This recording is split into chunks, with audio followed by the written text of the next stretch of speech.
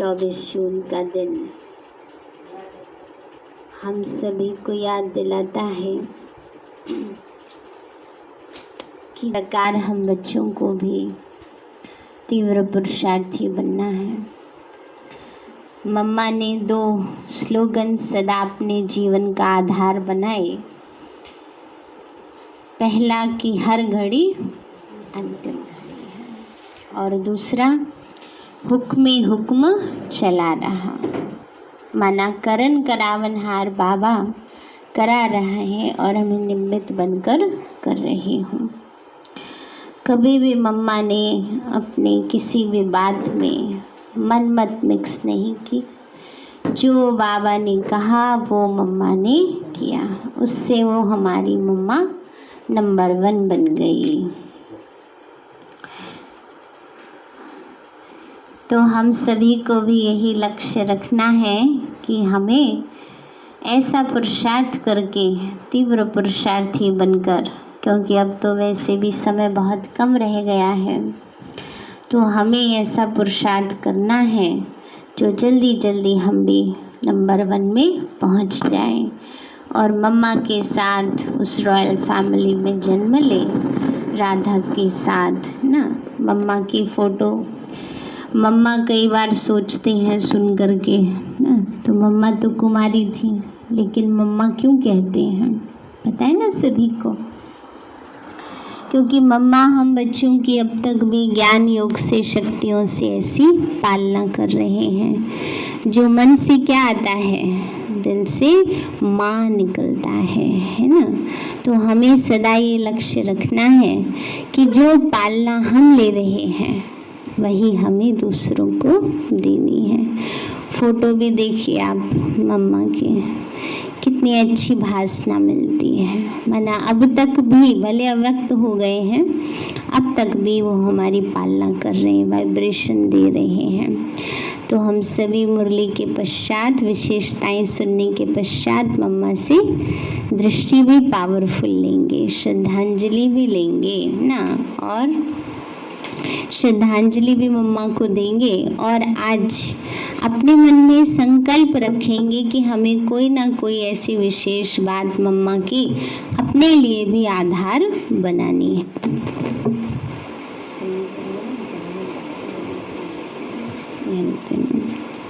तो अभी हम प्यारी मम्मा के महावाक्य सुनेंगे, उसके बाद उनकी विशेषताएं सुनेंगे। आज सबको याद है ना, सबको एक होमवर्क दिया था हैं, इतने सालों से जो पुराने सुनते आ रहे हैं, आज उनको विशेषताएं मम्मा की क्लास में सुनानी है। ठीक है, तो आज 24 जून के महावाक्य हैं, मातेश्वरी जी के मधुर महावाक्य हैं। रिवाइज कोर्स है 27 जून 1964। मातेश्वरी जी के पुण्य स्मृति दिवस पर क्लास में सुनाने के लिए जगदम्बा सरस्वती जी के मधुर महावाक्य। गीत बजा छोड़ दे जग से नाते। अगर हम जग से नाते ही छोड़ दें, फिर जग काहे के लिए है? अगर नाते ही तोड़ने की बात है, तो फिर यह संबंध बनाया ही क्यों?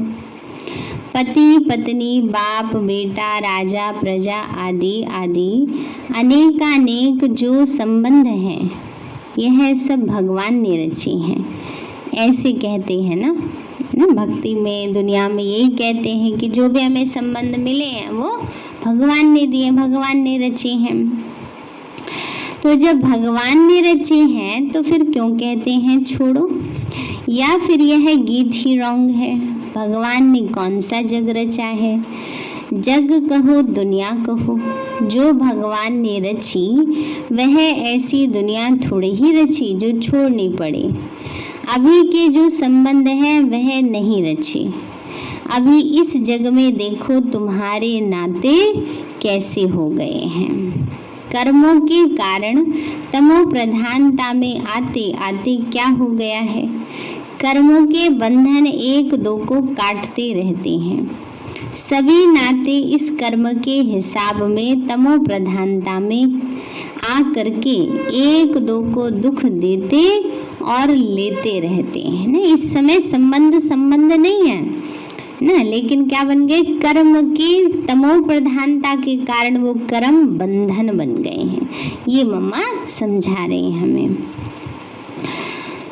तो दुख देते और लेते रहते हैं, है ना। उन कर्म बंधनों में फंसने के कारण क्या होता है, दुख ले भी रहे हैं और दे भी रहे हैं। एसी चला घर में लग जाए तो किसी को, ठीक है। तो इसलिए भगवान खुद कहते हैं, मैंने तो तुम्हारा यह दुख के संबंध नहीं बनाए, मैंने जो तुम्हारा संबंध जोड़ा था वह बंधन नहीं था, मैंने तुम्हारा श्रेष्ठ संबंध जोड़ा था, उसी संबंध में तुम सदा सुखी थे, तुम्हारे सब नाते बहुत स्वच्छ थे, इसलिए याद करते हो ना, राम राजा राम प्रजा, राम साहूकार है, बसे नगरी जिए दाता, धर्म का उपकार है। तो भगवान ने जो दुनिया रची वो तो ऐसी सुखदाई थी। तो उसको कहते ही थे गृहस्थ धर्म, पति धर्म पति और धर्म पत्नी धर्म के नाम से है, परंतु अभी तो वह धर्म का संबंध नहीं है, प्रैक्टिकल वह जीवन नहीं रही है। इसलिए बाप कहते हैं, यह जो तुमने अपना जग बना लिया है, उस जग के नाते हैं वो बिगड़ गए हैं। मैंने जो जग बनाया था उसमें तुम्हारे नाते कितने अच्छे थे, कितने प्रिय थे, कितना एक दो को सुख देने वाले थे। नाते तो जरूर थे, ऐसे नहीं कि भगवान ने नाते नहीं रचे। नाते माना संबंध है ना, नाते तो थे, लेकिन वह नाते कर्म के बंधन के बिना थे। अभी क्या है, वो रिश्ते नाते क्या बन गए, कर्म बंधन बन गए हैं ना। परेशानी होती है ना, देखो अभी कितना भी किसी को संतुष्ट करने की कोशिश करें, है ना, मित्र संबंधियों को, पर होते नहीं है क्योंकि कर्म के बंधन हैं। इसलिए उन्हों को कहा जाता था जीवन मुक्त। जीवन में इस कर्म के बंधन दुख से मुक्ति थी, इसलिए उनको कहते थे जीवन मुक्ति। अभी तुम्हारे नाते जीवन बंध के बन गए हैं, इसलिए कहते हैं अभी उससे छुटकारा कैसे हो। बाप कहते हैं, उससे नाता तोड़ एक मेरे से जोड़, यह एक ही लास्ट की जीवन तुम मेरे हवाले करो। मेरे हवाले का मतलब है जैसे स्त्री पति के हवाले और पति स्त्री के हवाले, बाप बेटे के हवाले और बेटा बाप के हवाले। यह तो प्रैक्टिस अच्छी तरह से है ना ये तो कर रखी है ना प्रैक्टिस दुनिया के संबंधों की। तो अभी क्या करना है, वो बाबा के हवाले करना है ना, मन से समर्पण भाव अपनाना है। तो एक यह तो प्रैक्टिस अच्छी तरह से की है ना। तो मैं कोई तुम्हें नई बात नहीं कहता हूँ, कैसे करें क्या करें तुम यह भी प्रश्न पूछ नहीं सकते। तुम अपनी जीवन एक दो के प्रति देते ही आए हो, क्या तुम अपने बच्चों के प्रति अपनी जीवन नहीं दे बैठे हो? पूछ रहे हैं मम्मा ना, दे देते हैं भाई, बच्चों की रचना करते हैं, उनकी पालना करते हैं, सब कुछ उनके लिए करते हैं, ऊपर नीचे करें वो तो भी सहन करते हैं सब कुछ। तो ये कितना समर्पण भाव है बच्चों के प्रति। तो अपना तन मन धन जो कुछ है तुम उन्हीं के प्रति तो बना के बैठे हो ना, अपना अपना तो करते हो ना, सारी जीवन उन्हीं के प्रति लगा देते हो। तो मैं तुम्हें कोई नई बात थोड़ी ही कहता हूँ कि यह सब मेरे हवाले करो। जैसे अभी तक एक दो में करते आए हो, ऐसे अभी ही कहता हूँ तुम मेरे बनो, फिर मेरा बन करके उसे ट्रस्टी बन संभालो। तुम भक्ति मार्ग में भी कहते आए हो भगवान ये सब तेरा है, मैं तेरा, परंतु तेरा किया नहीं, सिर्फ ऐसे ही कहा तेरा ना, सिर्फ कहने मात्र कहा। तेरा भी मेरा और मेरा भी मन से तो क्या किया, ये कहने मात्र कहा, तन मन धन सब तेरा, क्या लागे मेरा, पर बस कहने मात्र। तन तेरा भी मेरा और मेरा तो मेरा है ही, है ना। तो इसलिए नहीं, अब यह तेरा मेरा खत्म करना पड़ेगा। तो इसलिए मम्मा ने कहा वो तेरा मेरा मेरा खत्म करना पड़ेगा, अब मैं तेरा तो उसमें सब आ गया, बस मैं तेरा, बाकी ऐसे थोड़े ही कि उनका भी मेरा तो अपना भी मेरा। ऐसी ठगी करने का क्या फायदा, क्योंकि हम भी अपने को ठगेंगे, उस परमात्मा को तो कोई ठग नहीं सकता। पहले कैसी कैसी ठगी करते रहे, लेकिन ठगते ठगते खुद ही दुखी अशांत बने हो, क्योंकि धोखा तो तुम ही खा रहे हो।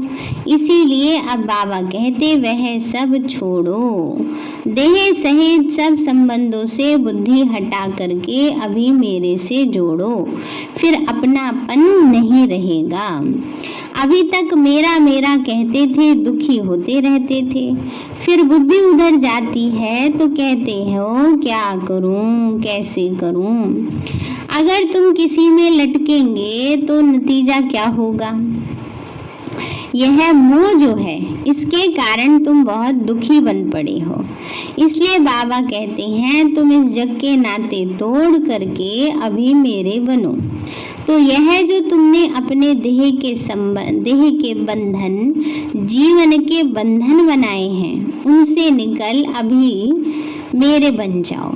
फिर मैं कोई तुम्हारे साथ जन्म जन्म चलता थोड़े ही रहूंगा, नहीं, अभी मेरा तुम्हारे से काम है ना, बस फिर तो तुम्हारी आत्माएं आपस में सदा काल के सुख में चलती चलेंगी ना। बाबा ये कहते हैं हमें, इस लास्ट जन्म में तो मेरे प्रति समर्पण भाव रखो, जो दुनिया के रिश्ते नातों से रखते हो ना, उससे क्या होगा, फिर हम सदा काल सुख की प्राप्ति कर लेंगे। तो तुम्हारे दुख के बंधन कट करके सुख का संबंध बना देता हूँ, फिर तुम ही आपस में सुख भोगेंगे। अभी देखो तुम कितने बिगड़ गए हो क्या हो गए हैं सभी इसीलिए तो दुखी होते हैं, है ना, बिगड़ गए तो दुखी हो गए। फिर मैं तुम्हारा बिगड़ा हुआ सुधारता हूँ, फिर तुम ही सुखी रहेंगे। मैं थोड़े ही जन्म जन्म तुम्हारे साथ चलने वाला हूँ। मैं तो, बाबा तो कब मिलता है, बाबा तो बस संगम पर मिलते हैं। मैं तो सिर्फ तुम्हारी बिगड़ी को संवारने के लिए कहता हूँ अभी मेरे बनो। सो भी क्यों कहता हूँ, क्योंकि मेरे फरमान पर चलने से तुम्हारे लिए सब सहज हो जाएगा। मैं तुम्हें यह सहज युक्ति देता हूँ, तुम प्रैक्टिकल में मेरे हो करके चलो तो यह युक्ति काम में आवे।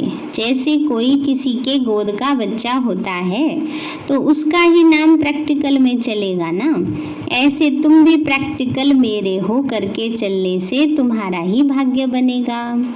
बाप तो बड़ी सीधी सहज एकदम सिंपल बातें बतलाते हैं, उसे भी देखो कोटों में कोई ही धारण करने वाले निकलते हैं ना। कितनी सहज बातें बाबा सब बताते हैं, उसको भी धारण करने वाले कोई ही निकलते हैं। देखो कितनी सहज बात, अपने को आत्मा समझो। है मुश्किल कुछ है ही नहीं मुश्किल, और उसको भी धारण करना इतना मुश्किल लगता है ना।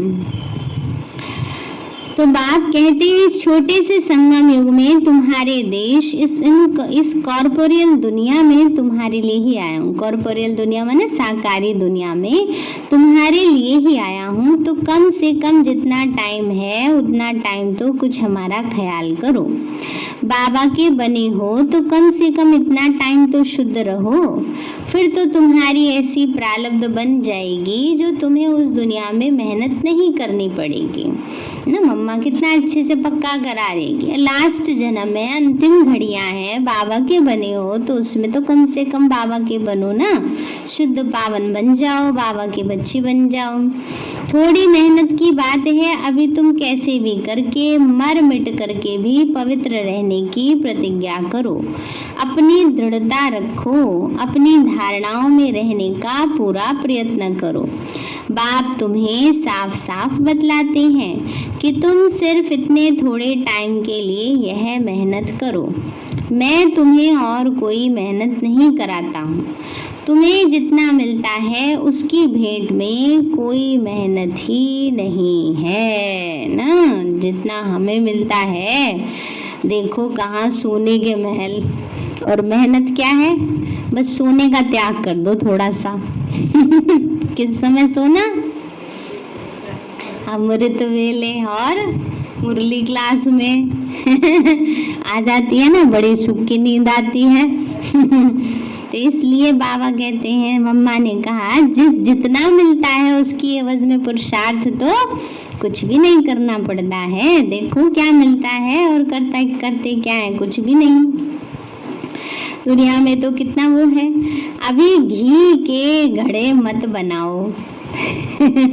समझी बात कितनी अच्छी, घी के घड़े बनाते हैं, है ना। तो अभी घी के घड़े मत बनाओ, ये करूँगा वो करूँगा, दुनिया क्या कहेगी वो क्या कहेंगे। अरे दुनिया क्या कहेगी उसे छोड़ दो। अच्छा ये बताओ, अच्छा करेंगे तो भी दुनिया बोलेगी, बुरा करोगे तो भी दुनिया बोलेगी, नहीं करोगे तो भी दुनिया बोलेगी ना।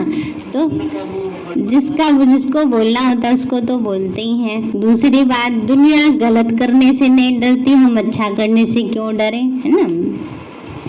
तो इसीलिए इन सब बातों में नहीं जाना है। अभी यह दुनिया ही जाने वाली है, लेकिन उन विचारों को यह पता थोड़ी ही है। इसीलिए बाबा कहते हैं, यह मत सोचो, अब तो मौत सामने खड़ा है। तुम इतना लंबा चौड़ा जो बना के बैठे हो, यह सब वेस्टेज कर रहे हो। अभी बाप कहते हैं उस वेस्टेज को बचाओ। इस शरीर निर्वाह के लिए जितना चाहिए उतना भले करो।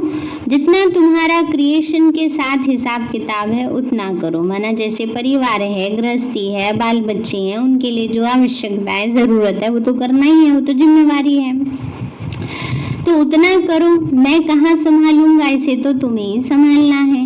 तो जितना ज़रूरी है वह तो तुमको फ्री करता हूँ, लेकिन अभी यह एक्स्ट्रा रच रही हो उसके लिए मना करता हूँ, क्योंकि अभी वह गिरना ही है। क्यों अपना फालतू समय गवा रहे हो? इन फालतू के झंझटों से ही तुम दुखी हुए हो। उन झंझटों से तुम कैसे छूटो वही तो तुम्हें बतलाता हूँ। फिर भी बैठ करके अनेक बहाने लगाना, यह कहाँ की रीति है।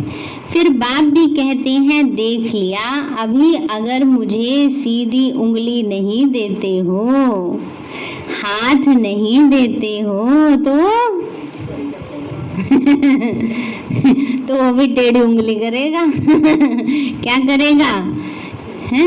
एक तरफ तो बाप है, दूसरी तरफ धर्मराज है। तो फिर मैं ऐसे नाक से पकड़ के ले चलूंगा। नाक पकड़ेगा तो फिर दम ही घुट जाएगा, है ना।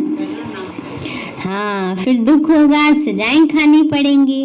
इसलिए कहते हैं अभी हाथ में हाथ देकर सीधा चलने का टाइम आ गया है। अगर सीधी तरह से नहीं चलेंगे तो फिर मेरे हाथ में तुम्हारी नाक भी तो आएगी, फिर देख लेना। अच्छी डांट लग रही है आज। मम्मा कितना अच्छे से पक्का करा रही हैं। देखो, अगर प्यार से नहीं करोगे सब कुछ ठीक, तो फिर बाबा दूसरा भी रास्ता अपनाना जानता है। अपने बच्चों को भी सब ऐसे डराते हैं ना। आजकल उल्टा हो गया है, आजकल बच्चे माँ बाप को डराते रहते हैं ऐसे, हमारी बात नहीं मानोगे ना, देख लेना हम ये कर लेंगे।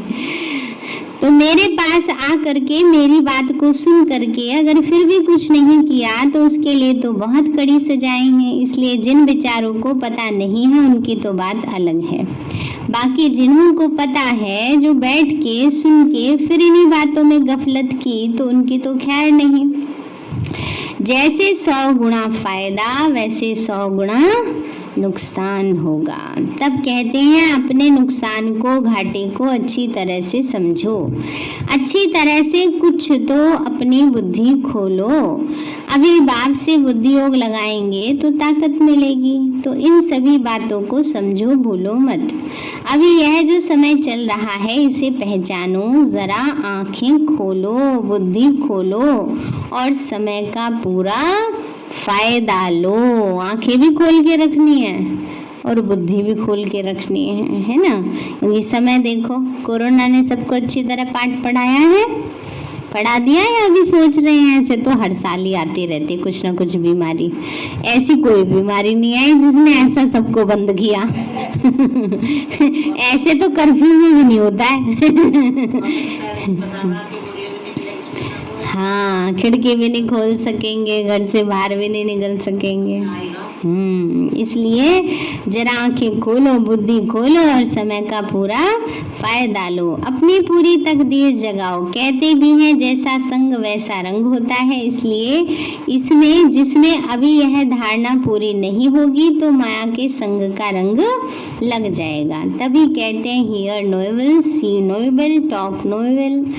कई ऐसी इविल्स हैं, इविल्स माना बुराइयां, जो यहाँ भी कईयों को छोड़ते नहीं, फिर एक दो के संग दोष में आ जाते हैं। तो कहते हैं ऐसे संग दोष से बचे रहो। ऐसे मत समझो कि संग दोष बाहर है, यहाँ नहीं है, नहीं, यहाँ भी वह घूमते रहते हैं, क्योंकि उनका राज्य है ना। इसीलिए बाबा कहते हैं अच्छी तरह से कवच पहन के रखो। माना ये भ्रम कोई ना पाले कि ये बाबा के बच्चे हैं तो संपूर्ण है, ऐसा नहीं होता है, सभी पुरुषार्थी हैं। तो छोटी मोटी कमियां सबके अंदर है। अब क्या होता है, अपनी कमियों पर तो सब सोचते हैं कि हमारी ये कमी ना देखी जाए, दूसरों की देखते रहते हैं, उससे अवस्था डगमग होती है। तो इसीलिए ये भी एक वो है कि हम ये ना सोचे मम्मा ने कितना अच्छा बताया, माया का राज है, ऐसे कोई ना सोचे माया यहाँ नहीं आ सकती। माया तो आएगी, पेपर लेने सबके पास आएगी, ब्राह्मणों के पास नहीं आएगी तो थोड़ी माया के मुरीदों के पास जाएगी, वो तो है बेचारे माया के वश। हाँ, पता कैसे चलेगा। इसलिए ये ना सोचो कोई कि कई बार ये उलझना दे देते हैं, अच्छा हमने तो सोचा था ये बाबा के बच्चे हैं, ये थोड़ी ऐसे करेंगे, क्यों नहीं करेंगे, रहते तो इसी दुनिया में हैं। कब किस पर माया का वार हो जाए। अब मिलिट्री में होते हैं, सारे मिलिट्री में दूसरे देश के खिलाफ लड़ते हैं, पर उसमें भी क्या होता है,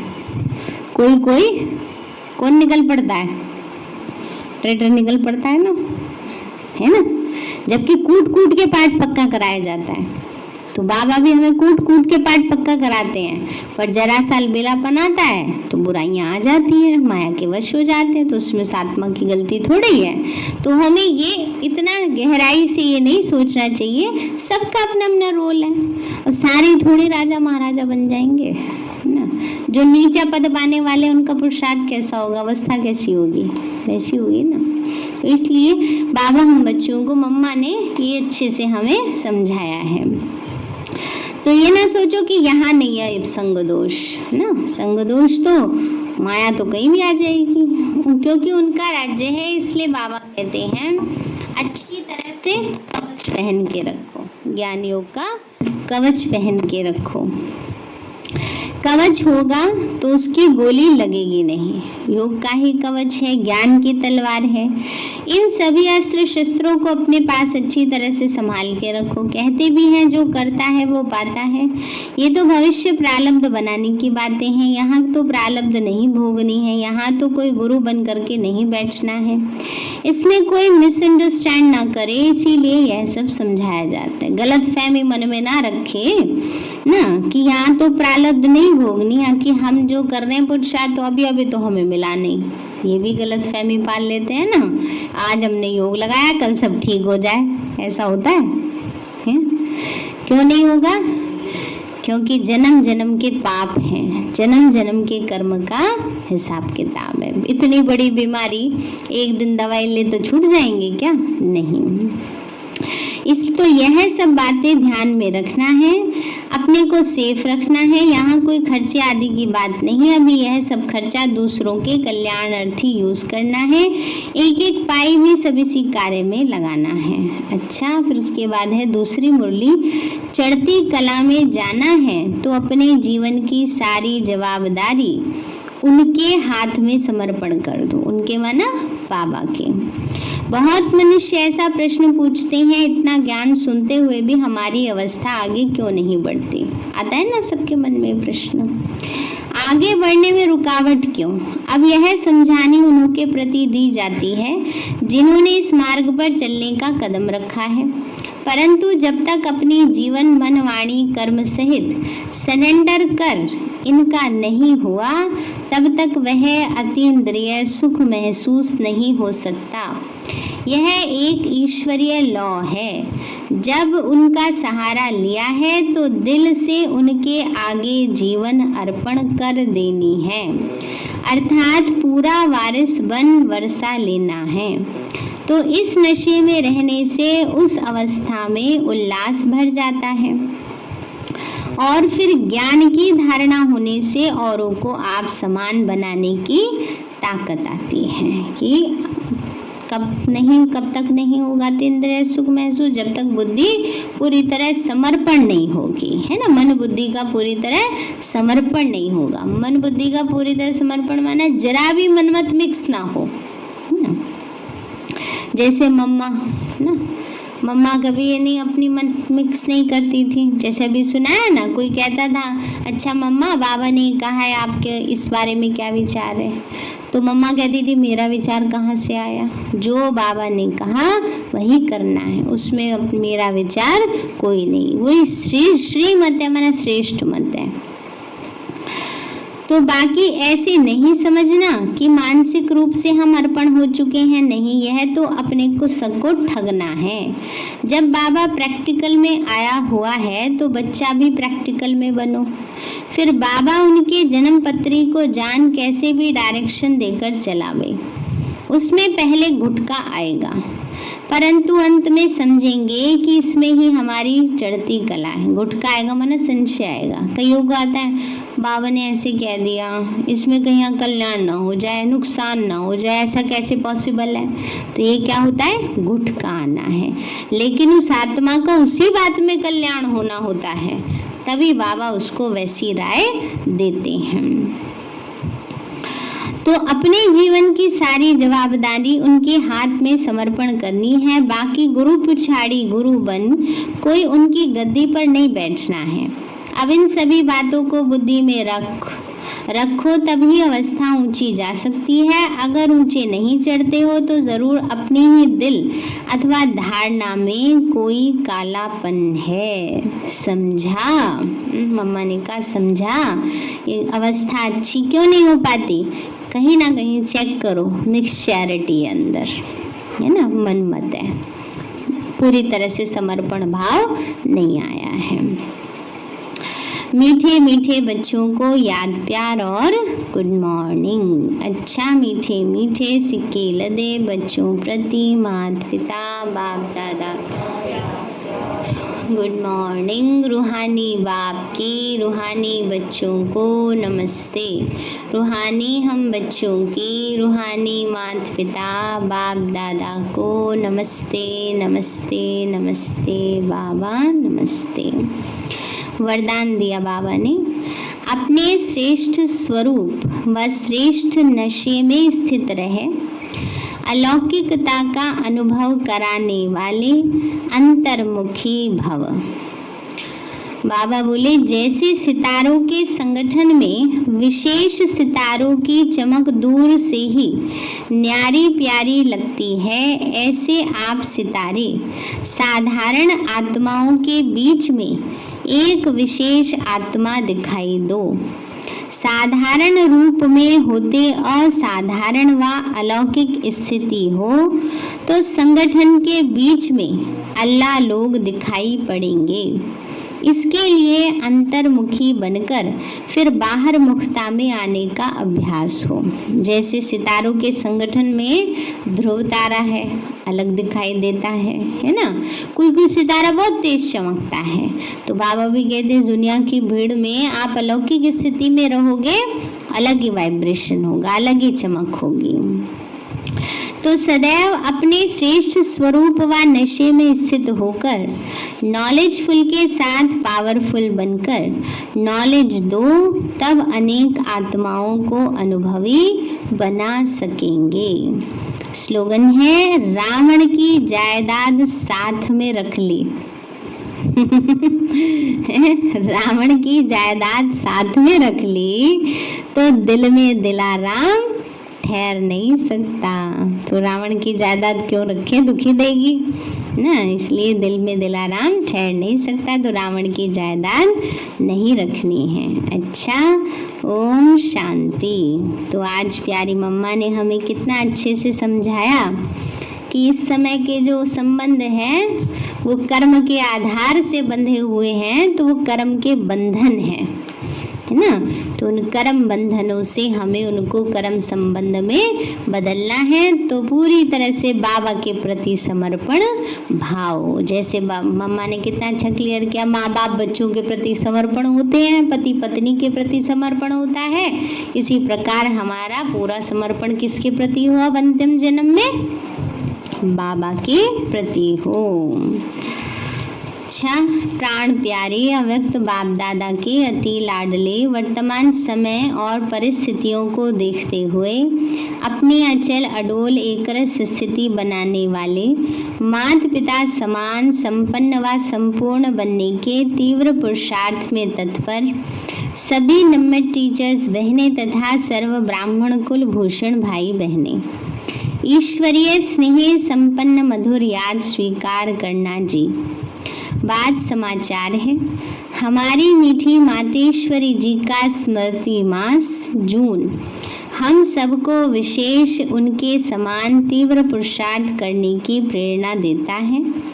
तो आओ हम सब मिलकर एकांतवासी बन ऐसी योग तपस्या करें जिससे स्वयं के संस्कारों का शुद्धिकरण हो और इस पुराने संसार का परिवर्तन हो। इसके लिए विचार है कि सभी सेवा स्थानों पर विशेष 1 से 24 जून तक संस्कार शुद्धिकरण योग तपस्या के कार्यक्रम रखे जाएं, है ना। तो सभी जगह जैसे चलते रहते हैं, सभी को पुरुषार्थ ही करना है, करते ही आ रहे हैं रोजाना का। संस्कार शुद्धिकरण के लिए कुछ बातों की परहेज पर हर एक को अवश्य रखनी है। साथ साथ मातेश्वरी जी ने किस पुरुषार्थ में अपनी संपन्नता को प्राप्त किया, उनके पुरुषार्थ की मुख्य 24 धारणाएं भी लिख रहे हैं। रोज एक बात पर हर एक विशेष अटेंशन देंगे तो माता पिता समान सहज बन जाएंगे। संस्कार शुद्धिकरण के लिए मुख्य अटेंशन, पहला है संकल्पों का संयम। संकल्प चलते रहते हैं, जाने क्या क्या सोचते रहते हैं, उनको भी कैसे चलाना है, संयम ने। बाबा ने हमें नियम मर्यादा दे दी ना, मनसा में किस चीज के लिए क्या सोचना है। दूसरा है बोल का संयम, कम बोलो, धीरे बोलो, जितना आवश्यक हो उतना ही बोले, अधिक से अधिक मन और मुख का मौन रखें।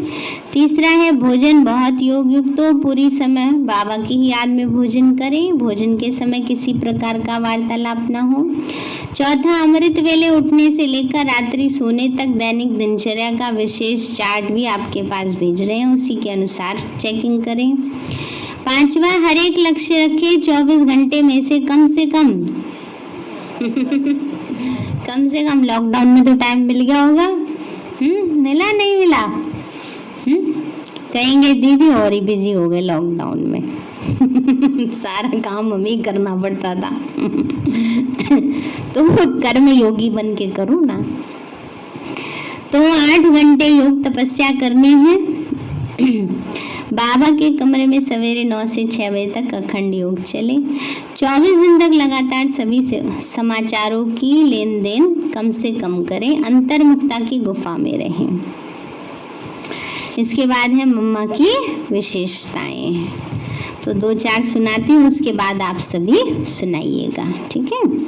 मातेश्वरी जी के जीवन की मुख्य धारणाएं, पहली है जैसे मम्मा मुरली की मस्तानी थी, बाबा का एक एक शब्द बड़े प्यार से सुनती और समाती थी, फिर बहुत अच्छी तरह से स्पष्ट करके सुनाती। ऐसे हमें भी बाबा की साकार व अव्यक्त मुरली एकाग्र चित्त हो शक्तिशाली स्थिति में रहकर सुनना है।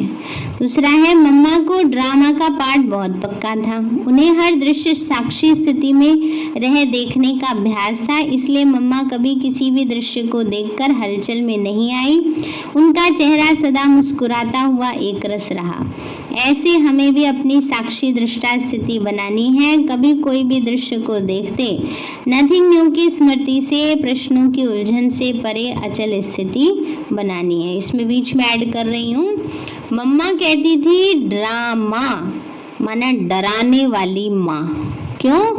क्योंकि जब हम बच्चे बाबा के कहे अनुसार पुरुषार्थ नहीं करते तो ड्रामा ऐसी सीन्स क्रिएट करता है जो पुरुषार्थ करना ही पड़ता है। अब कोरोना ने ऐसी सिचुएशंस क्रिएट कर दी कि ऑटोमेटिकली बाबा को याद करना ही पड़े, है ना। तो इसीलिए मम्मा को ड्रामा पर बहुत निश्चय था। तीसरा है, मम्मा सदा बहुत ऊंचे रूहानियत के नशे में रही। मम्मा के चेहरे पर कभी फिक्र के चिन्ह नहीं दिखाई दिए। कोई शरीर भी छोड़ दे या अपने ही शरीर में कुछ भी हो, ज्यादा सोचो नहीं। मम्मा साधारणता में नहीं रही। ऐसे हमें भी मम्मा समान रूहानियत में रहना है, अपनी स्थिति बेफिक्र बनानी है। चौथा है, मम्मा को अपने लक्ष्य की सदा स्मृति रहती थी, इसीलिए उनकी सूरत और सीरत से सर्वदैवी लक्षण दिखाई देते थे। मम्मा को जिस दिन बाबा ने कहा, बच्ची तुम तो लक्ष्मी बनोगी, मम्मा ने वो बात अपने जीवन में उसी दिन से धारण कर ली। बहुत कम समय में ही अपने जीवन में वो प्रैक्टिकल धारणाएं ले आई। तो फेस से भी वो वाइब्रेशंस मिलते थे, वो धारणाएं दिखती थी। तो सूरत और सीरत दोनों से लक्षण दिखते थे। सदा यही लक्ष्य रहा कि मुझे गुणवान बनना है, सबके गुण देखने और गुणों का दान करना है। यही 3 बातें हम सबको भी धारण कर मम्मा समान गुणमूर्त बनना है। मम्मा पढ़ाई में सदा रेगुलर और पंक्चुअल रही। अब आप सब अपने आप को देख लो। जब नहीं आते हैं सेंटर पर तो घर में तो रेगुलर और पंक्चुअल होना चाहिए ना।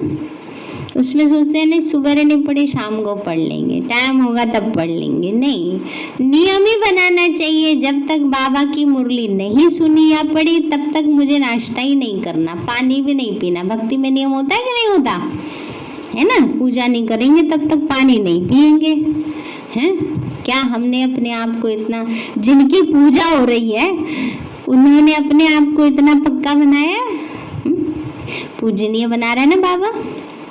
इसलिए मम्मा रेगुलर और पंक्चुअल रही। मुरली और अमृत वेले का योग कभी मिस नहीं किया। मम्मा सदा ऊपर की स्थिति में उपराम स्थित होकर रही, कभी गफलत नहीं की। जितना जरूरी होता उतना ही बोलती, बाकी समय चुप रहती। हमें भी यह अभ्यास करना है। मम्मा मर्यादाओं में सदा एक्यूरेट रही। उनकी स्थिति नेचुरल देही अभिमानी थी। मम्मा की चलन से बाबा के गुण और कर्म दिखाई देते थे। ऐसे बाबा जो हमें सिखा रहा है वो हमारे में दिखाई दे।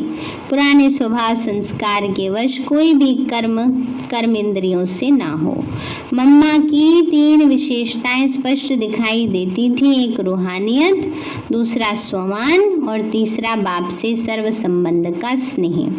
तो हमें भी इन्हीं 3 विशेषताओं को धारण करना है। इससे देह अभिमान सहज खत्म हो जाएगा। मम्मा सिर पर ज्ञान अमृत का कलश धारण कर अनेक सेवाओं के निमित्त बनी, लेकिन उनके मुख से कभी ये शब्द नहीं निकला कि मैंने यह सेवा की। सदा कहती थी पिता प्रसादे, माना बाबा जो भी विशेषताएं गुण है सेवा है वो क्या है, पिता प्रसादे हैं, भगवान का प्रसाद है। बाप से मिला हुआ सुना रही हूँ। उनकी वाणी में नम्रता, मधुरता, सच्चाई झलकती थी। मम्मा के समान हमें भी अपने मन में किसी के लिए ग्लानि नहीं रखनी, कभी कड़वे बोल नहीं बोलने, अभिमान में नहीं आना। मम्मा का चित्त बिल्कुल साफ था। वह हर एक बच्चे की दिल ऐसे ले लेती थी जैसे कोई बात हुई नहीं। हर एक की कमी कमजोरी को अंदर समा लेना और उसमें स्नेह और शक्ति से चेंज कर देना। किसी का अवगुण चित्त पर ना रहे, इसमें मम्मा के समान बनना है। मम्मा में संकल्पों को समेटकर बीज रूप स्थिति बनाने का, विस्तार को सार में लाने का नेचुरल अभ्यास था। समेटना, समा लेना, इस विशेषता के कारण मम्मा की वाणी बहुत प्रभावशाली थी। उनके चेहरे पर दिव्यता और सत्यता की झलक स्पष्ट दिखाई देती थी। ऐसे मम्मा समान बनना है। किसी भी बात में विस्तार में नहीं जाना, संकल्पों को समेटकर बीज रूप स्थिति में स्थित रहने का अभ्यास करना है। मम्मा ज्ञान चंद्रमा माँ के समान शीतल योगी बनना है। शीतलता की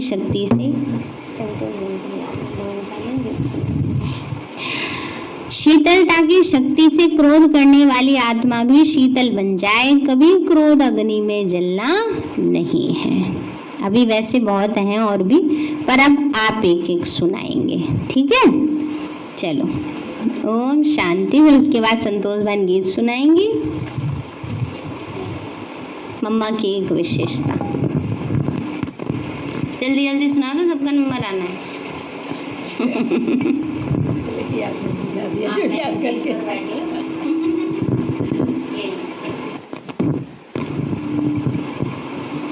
मम्मा किसी बात को ना नहीं करती थी, जो बाबा कहते थे